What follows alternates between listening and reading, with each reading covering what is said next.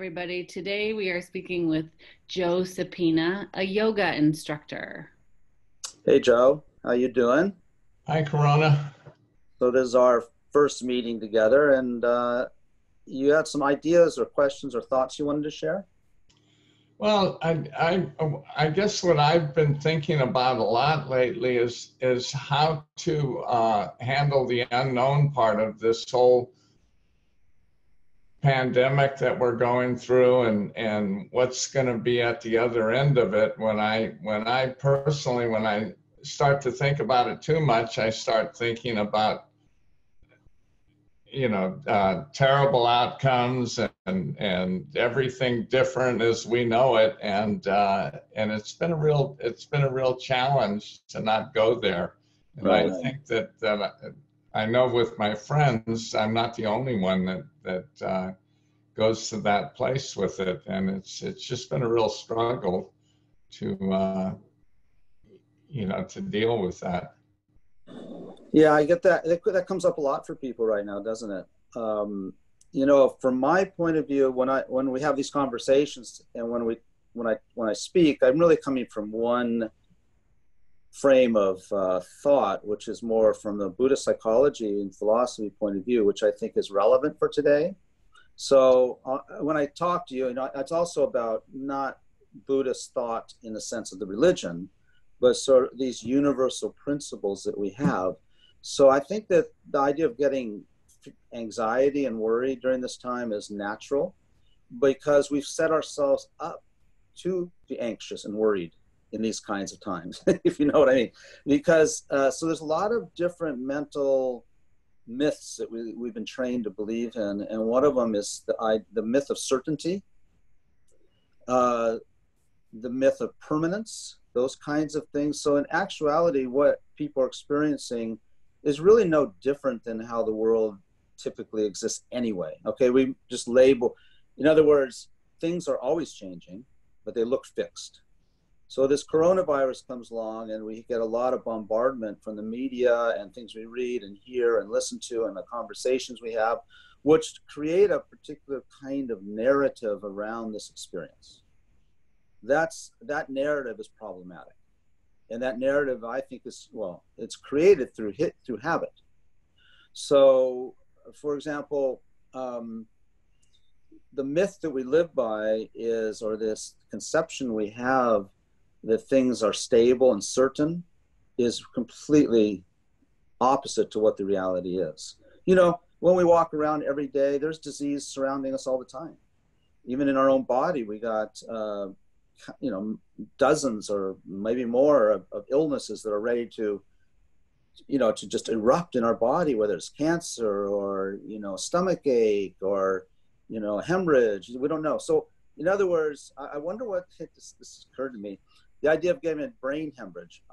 I wonder if percentage-wise, if that's higher than getting the coronavirus. I don't know, but the point is that we have a fixed idea that things are secure. That's one thing. Second thing is that the other thing is that anxiety is based upon focusing on the future. So as we often say, there's no fear in the present. So one thing we need to work on is that the fear that we're thinking about or is influencing us is fear of a projected future, which is mentally created. It's not actually existing. It's all mental fabrication. Whether it happens or not is a different thing, but it's mental fabrication. So when we work on using this time to become more healthy, because this is a good chance to become more mentally healthy, isn't it? In difficulty, we become mentally healthy. So the way to become mentally healthy with this coronavirus, this thing, is to begin to unravel that we're projecting, that a lot of it is mental projection, mental labeling, okay? I could go on and on and on about it. That's a big topic. But just to start thinking that when's it going to end? That's just a mental projection. When is it going to end? It's just this thing in time, and time has really no reality to it. It's just time is nothing but a marker between now and some future event, whether it's next minute, next hour, next year. Okay, so all of this is not really solidly concrete, real. It's a lot of it is mental fabrication. It doesn't mean the data is not there. It doesn't mean there's no coronavirus. It means how we're interpreting and relating to the data that I would argue is our way out of this, is to reinterpret in a more healthy, more real, more actual way. Does that make sense? Yes, it does. And for the most part, I try to do that. I mean, I'm at my age, I've seen a lot of changes that have gone on, and I also know that things aren't certain. And I guess the idea that it's not the scenario that I make up in my head isn't one of those normal scenarios that No. I'm used to. You know, Yeah. this is gonna happen, and then that's gonna happen, and then that's gonna happen. Right. It isn't true in this case, and I think that uncertainty is what's been a challenge. But that's right. If I were to look at it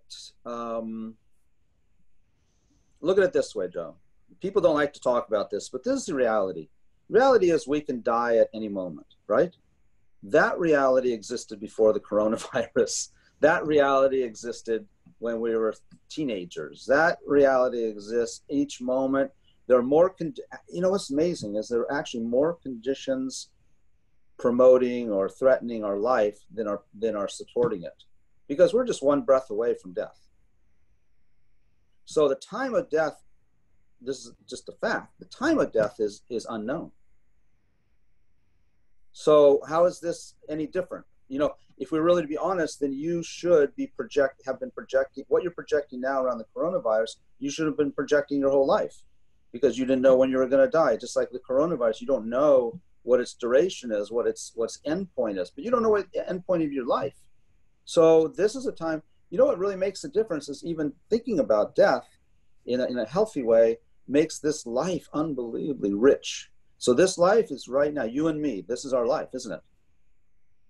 And so we can have this be a conversation or an experience fraught with anxiety, or we can have it with this amazement that here we are, both you and I are alive and connecting and having a just, you know, an experience with each other that we never had before. And so it's a choice. It's just a choice whether to enjoy this life not in a Pollyannish way, but in the way that this life is an amazing miracle to possess, isn't it? Yes. So instead what we're focusing on is how messed up this life is, because there's this thing out there that no one can't see the coronavirus. You know what I mean?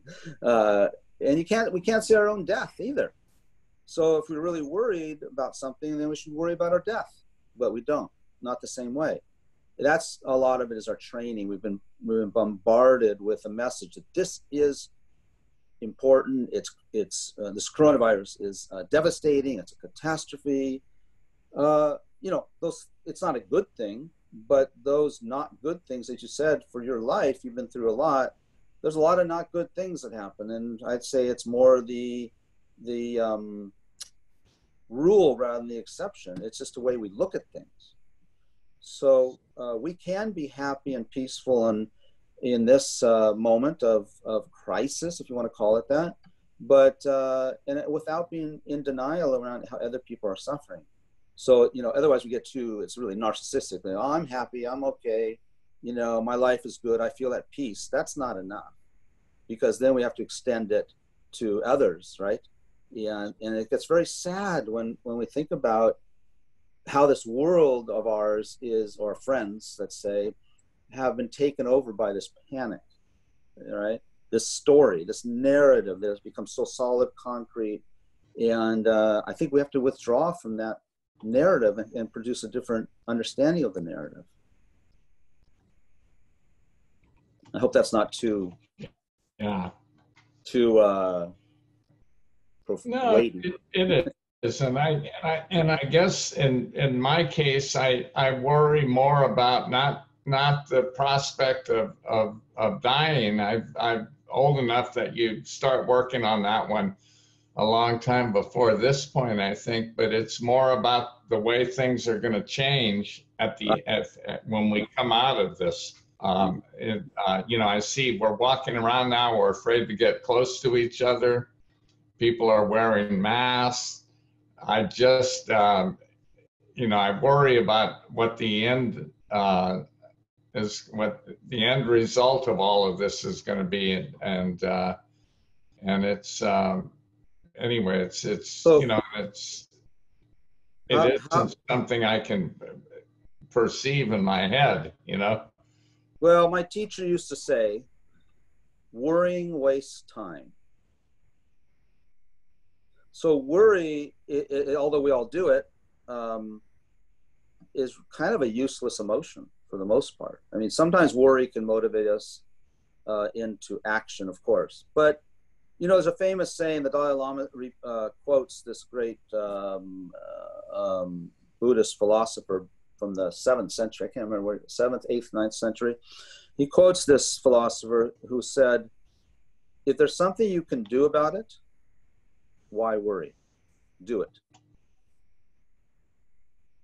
If there's not something you can do about it, why worry? Just prepare. And that's where this thing about control, we don't have much control, but we have control over, only thing we have control over is our emotions. I mean, even then we don't have much control because most of us haven't trained well, but the potential for control is really only internally, not very much control externally, right? We think we do, but really there's not.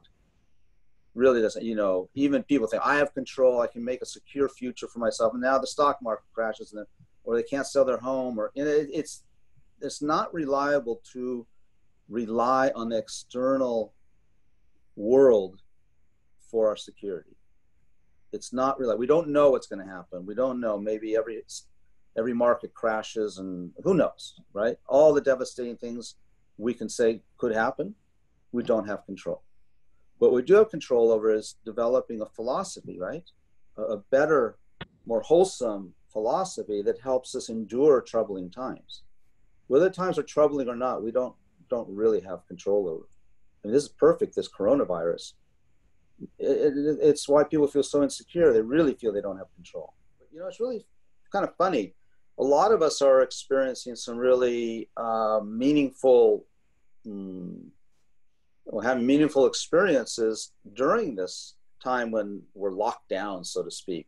Some people said to me, I feel like I'm in jail.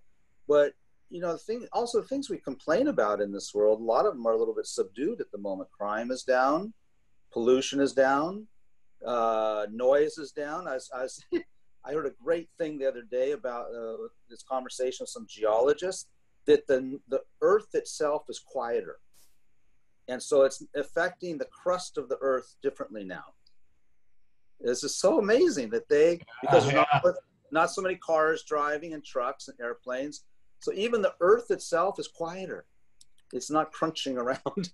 So, you know, maybe we develop a world, I'm not saying we will, but, you know, people are going to endure, and maybe it's a more, I don't want to say solitary, but more subdued lifestyle. You know, that's one of the things we're experiencing.